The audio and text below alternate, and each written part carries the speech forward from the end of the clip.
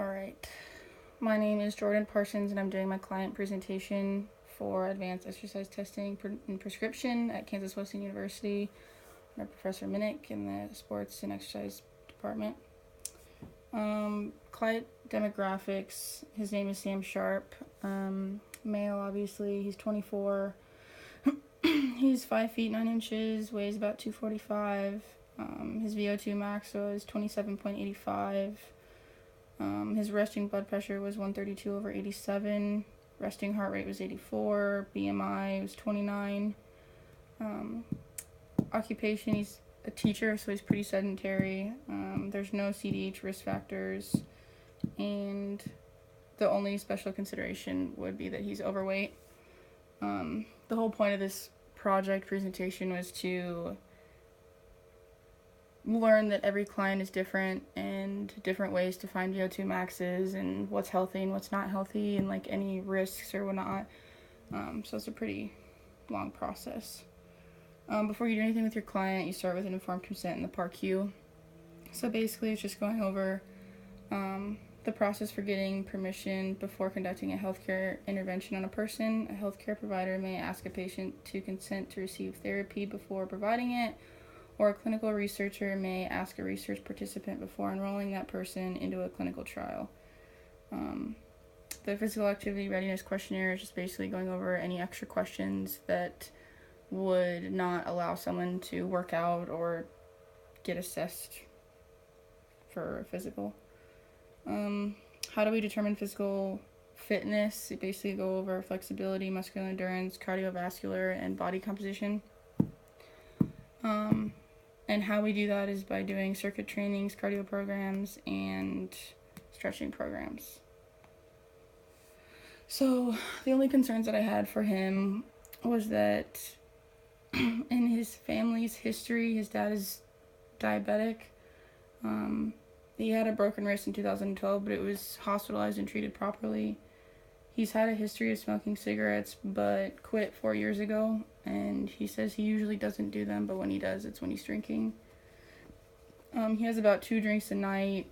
It's more liquor than beer most of the time, and the BMI is kind of high. He's just under for being classified as obese.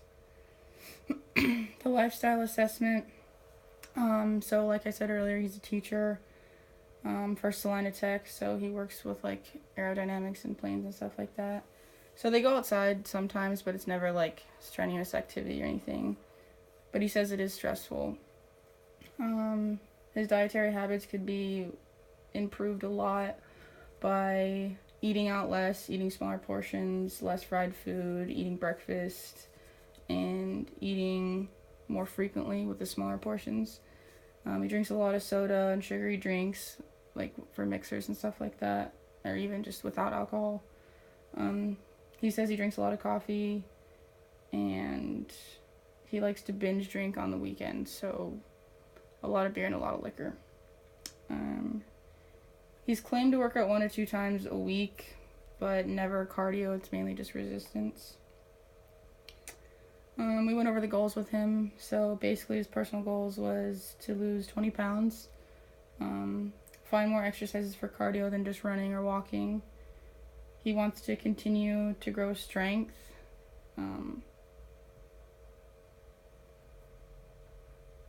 And my goals was to be able to assess his needs for his goals and everything and be able to work around it and make things work for him.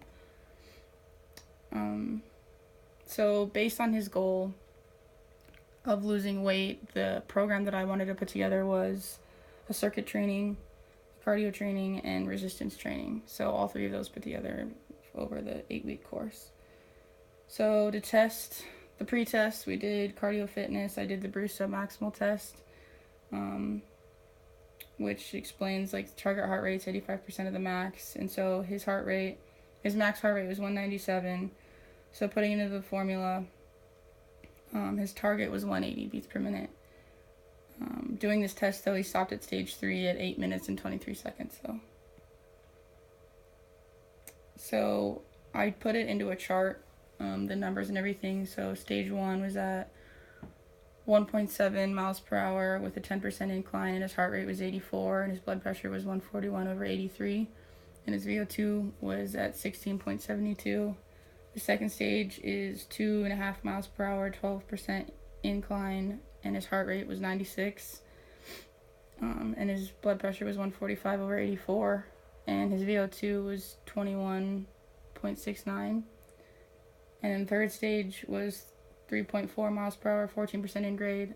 His heart rate was 108, and his blood pressure was 139/83, and his VO2 max was 27.85.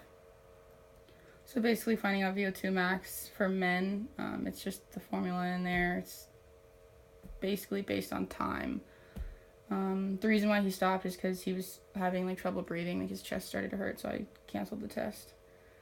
The physical fitness pre-test was a 1 rep max test and the sit-up and push-up. So bench, he was maxed out at 310, squat was 465, leg press was 525, leg curl was 105, leg extension was 100, bicep curl was 90, hang cleans was 195, and deadlifts was 285. So it's pretty good.